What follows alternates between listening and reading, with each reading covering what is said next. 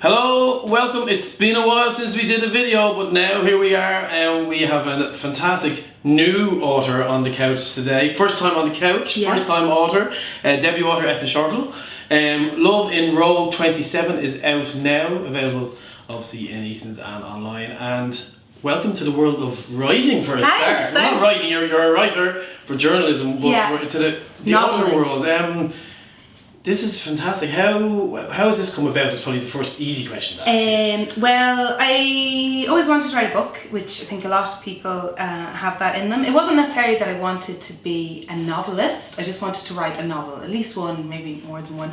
And now I've started. I'd like to keep going. But I kind of found it hard to find the time. And I know people say that a lot, but I really like my day jobs in Sunday Times, and that did at one time involve viewing plays, which is nighttime, and I did like bits of TV and radio and other stuff, and I really just felt like I didn't have time. So then I could take a 3-month break from work. Yeah. They let me go for 3 months. So I went to London and I set the book in London, and that was like, okay, and I'm good with deadlines due to the journalism background. So that was like 3 months, you've got to get the first draft done no matter what, and I did, because that was the deadline, and you must meet the deadlines. So yeah. And did the journalism machine help you be a machine? Right? So is that the huge advantage of having been a journalist, that the deadline you probably treated it? I'm not saying that authors have different ways of it, but sometimes deadlines stretch. But as a journalist, did you find that you actually went in as a newbie saying, "Oh my God, they really mean it has to be," or is that a self-set deadline? Yeah, well, like it is self-set, but I because I work for a weekly paper,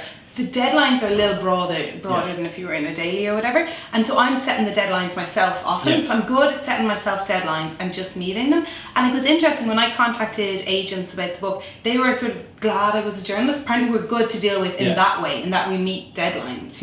If we say we're going to send them a manuscript by a certain date, we will send it. So so that was good. But there are downsides as well, because with journalism you have your real pragmatic mind on, and it's kind of, even if you're doing features and interviews, which is what I mainly do, it is quite fact-based, and you kind of try and turn that brain off and then have your sort of more creative, let it go where you want brain. So I found that, like, for writing this, and I'm writing the second one at the moment, I write in the morning before I begin the other work, when the fear hasn't crept in yet, and you can still kind of be a bit more imaginative. So yeah, it has ups and downs. And do you have do you have like now a writer's room of doom, or do you like to sit in cafes and get inspired, or where? Well, this I wrote, Love in Row 27, I wrote in London, and I did that in the library, in Crouch End Library. Yeah. And I actually originally I was living in Finsbury Park for the months, and I originally went to Finsbury Park Library, but there were a lot of sort of crazy people in Finsbury Park Library. Arsenal supporters. There was a lot of like plastic bags. People seem to come for the day with like 6 plastic bags, and then just spend the day taking stuff out of one plastic bag and putting it in the other. And I was like, well, what are they doing? Like a book, a colouring book, a tin of mayonnaise, or a jar of mayonnaise, like insane stuff. So then I started going to Crouch End, which is like uphill, and there was a higher calibre of tote bags. Yeah, like it was like I don't know, maybe the hill puts people off, and I ended up Cora, the protagonist, I ended up putting giving her best friend a job as a librarian, so that she could observe all these people I was observing. So that was written in the library, and now that I'm writing the second book, I've mainly been writing in Mayo. My parents have a holiday house that they let me use, and it's just great because there's no one there, no distraction to go out or whatever. And then other than that, I'm writing in the corner of my living room in the mornings. Nice. So speaking of which, the actual book, how would you describe the without spoilers, because spoilers ruin people's lives, how would you describe the story if you were telling people? Okay, I would say that it's about a woman called Cora who is a check-in attendant for Aer Lingus in Heathrow. She's also, like myself, mad matchmaker and romantic.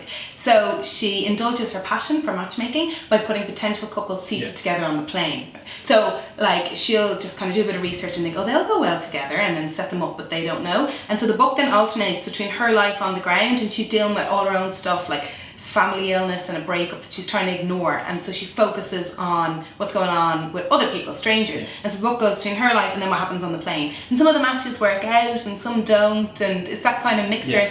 Hopefully it's a fun read, and smart, and heartwarming, and you touched on it there about your matchmaking, and so there's a bit of your personal experience. So as debut author and a writer now, how have you found that the boundaries between real life and, you know, you're obviously using stuff you see around you, but then for yourself you're going, well, like, that's too much. Yeah, well, I just say, no, it's all fiction. It's all fiction, even though it is not fiction. Yeah.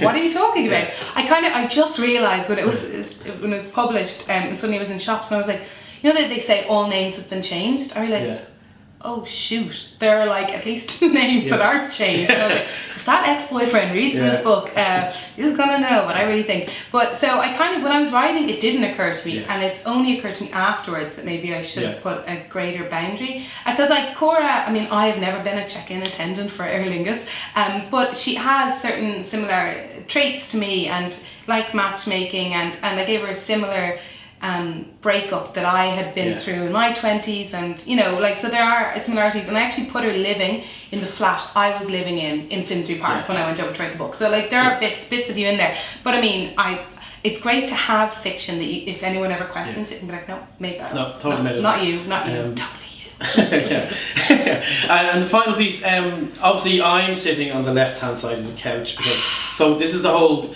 poacher, gamekeeper, poacher. How have you found that transition from, you know, writing about books, and actually it must writing be books? you know, and having interviewed so many authors, you must be now going, oh, I get it now. I know. Well, and recently when I'm doing interviews, I found myself asking questions that I know we're never going to end up in print, because the general public mightn't be interested, but I'm just like, how many words do you do a day, and like how am I comparing, and I'm kind of like using it for my own research. I guess I was a little bit intimidated to write because I'd interviewed so many authors, and because in the Sunday Times we get boxes and boxes of books in every week, and they don't all come to me, they come to the editor or whatever, and I'm like, oh, there are so many books in the world, do we really need another one? But but I really wanted to write it, and I was like, okay, I think the idea is sort of novel enough that I can that it's worth doing. But I was kind of put off, and also like, I love so many authors, and you're like, well, my book will never be like your book, you know, and you're kind of almost mortified that it might be in the same shop, but you have to get over that or you'd never actually do it. So yeah, I did it anyway. Well, congratulations. Thank you. Welcome to the much. world of madness. It's a beautiful world. I'm so glad to be here. And Love and Roll 27 is available in stores and online, and it's out there, and this is it. So the pressure's now on. So thanks for coming in, Thank and you. we will see you with your new book, which you're writing away from. Yes. Thank you.